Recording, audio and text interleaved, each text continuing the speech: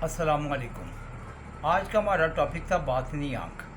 अब लोगों का कंसेप्ट ही क्लियर नहीं है। बातनी आँख के मतलब पूछते रहते हैं, उन्हें इस तरह लगता है जिस तरह हमारी सर की आंखें हैं ना, जिनके ऊपर हम चश्मा लगा लेते हैं, सुरमा डालते हैं, शायद बातनी आँख कोई ऐसी होगी। नहीं नहीं, ऐसा नहीं है। बातनी आँख को लोगों ने ना डिफ़ाइन करने की कोशिश की है, शायद आप समझ जाएंगे।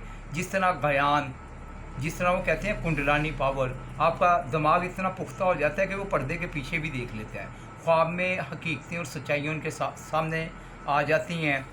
रास्ते उनके लिए ख़त्म हो जाते हैं, टाइम और स्पेस उनके लिए ख़त्म हो जाता है। जिस तरह शेर मोहम्मद साहब रहमतुल्लाहि अलैह, आपके पास एक शख्स आया, किसी दूसरे मुल्क से आया हुआ था, तो उसके गले में ना कोई चीज़ थी। तो शेर मोहम्मद साहब रहमतुल्लाहि अलैह ने इरशाद फरमाया, तेरे गले में क्या लटका हुआ है? उसने कहा, ये दूरबीन है। दूरबीन का काम ये है कि दूर की चीज़ को करीब करके दिखाती है। तो आपने इरशाद फरमाया, अगर तेरी दूरबीन के सामने मैं हाथ कर लूँ तो फिर भी तुझे दिखाएगी। तो बंदा हंस पड़ा। उसने कहा, जनाब हाथ तो बड़ी मोटी चीज़ है, अगर दूरबीन के सामने आप कागज़ भी कर लेंगे तो ये कुछ दिखाने से कासिर है। तो शेर मोहम्मद साहब रहमतुल्लाहि अलैह इरशाद फरमाते हैं, देखो अल्लाह ताला ने मुझे ऐसी दूरबीन दी है जिसमें ना तो कोई पहाड़ हायर होते हैं, ना रास्ता और फासला। अब देखो ना, यूरोप के अंदर इस वक्त तेरी वालदा का इंतकाल हो गया है। वो बंदा बड़ा समझदार था, तो उसने वक़्त, दिन और तारीख लिख ली। वो उस वक्त तो चला गया, लेकिन काफ़ी अर्से बाद जब वो वापस आया तो उसने कहा, जनाब मुझे भी ऐसी ही दूरबीन चाहिए। तो आपने फिर उसे कलमा पढ़ा के मुसलमान कर लिया था। वाकई शेर मोहम्मद साहब ने इधर बैठे हुए यूरोप के अंदर देख लिया था कि उसकी वालदा की डेथ हो गई है। मतलब आपका जो थर्ड आई थी ना, आपकी जो दिल की आंखें रोशन थी, आपका ज़मीर रोशन था, करीब और नज़दीक से आप यकसा देखा करते थे। तो अगर आप चाहते हैं आपकी तीसरी आँख खुल जाए, तो सबसे पहले ये कर लें, आपके अपने माइंड में, अपने दिमाग में बिठा लें कि हमेशा मैंने इसे मुस्बत साइड पे इस्तेमाल करना है। जैसे आप मनफियत की तरफ आएंगे, जैसे आप नेगेटिविटी की तरफ आएंगे, तो आपसे ये चीज़ छीन जाएगी, ये ख़त्म हो जाएगी। ना सिर्फ ख़त्म हो जाएगी बल्कि आप किसी न किसी रिज्जत का शिकार हो। आप भी चाहते हैं कि आपकी तीसरी आँख खुल जाए, आपका वजदान इस काबिल हो जाए कि जो सामने वाला है उसका दिल आप पे आश्कार हो जाए।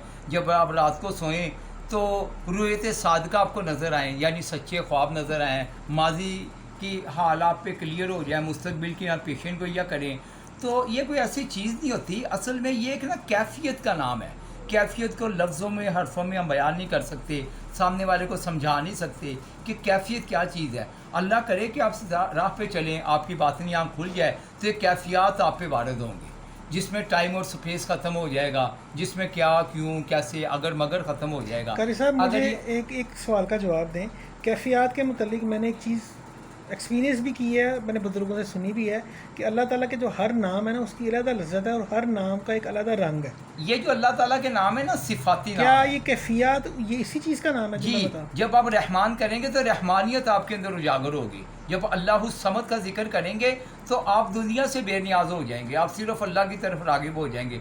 जब आप हय्यू या क़य्यूम का जिक्र करेंगे तो मौत से आप बेखौफ हो जाएंगे। तो जब आप या रज़ाक़ू का करेंगे वो विर्द, तो आपके ऊपर रिज़्क़ इस तरह यानी बरसेगा जिस तरह बारिश बरसती है। तो हर चीज़ की इसके मौक़लात अलग होते हैं, इनकी कैफियत अलग होती हैं। अगर आप देखने में कामयाब हो जाएं तो इन इस्मा के नूर, इन इस्मा के रंग अलग होते हैं। तो अब हम असल टॉपिक पे आते हैं कि अगर आप अपनी बातिनी आँख खोलना चाहते हैं, अपने आप ज्ञान को आप पावरफुल बनाना चाहते हैं, तो रात को सोने से पहले आपने वज़ू करना है। तो बस अपने बिस्तर पे आके आपने लेट जाना है, आपने इमेजिन करना है, ये तसव्वुर करना है, आपने बातिनी आँख से, दिल की आँख से, दिमाग की आँख से देखना है कि आप लेटे हुए हैं अर्श इलाही के नीचे, और अनवार व तजलियात नीली रोशनी की शक्ल में आपके ऊपर बरस रही है।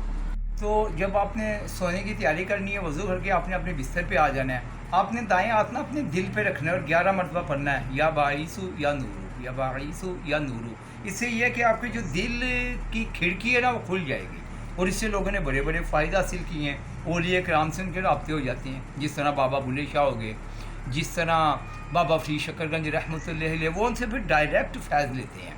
तो इसके बाद आपने क्या करना है कि आपने तसव्वुर करना है कि अर्श से बारिश, नूरानी बारिश आपके अंदर बरस रही है आपके ऊपर, और आपके वजूद के अंदर नफूज़ पज़ीर हो रही है।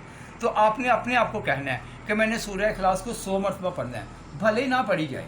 आपने नियत करनी है, आपने ज़ुबान नहीं हिलानी, आपके लब भी ना हिले, आपका दिल उसे पढ़े, सूरह इखलास को पढ़े। आप सो भी जाएंगे लेकिन रूह ये अमल पूरा करेगी, रूह पूरी 100 मरतबा पढ़ेगी।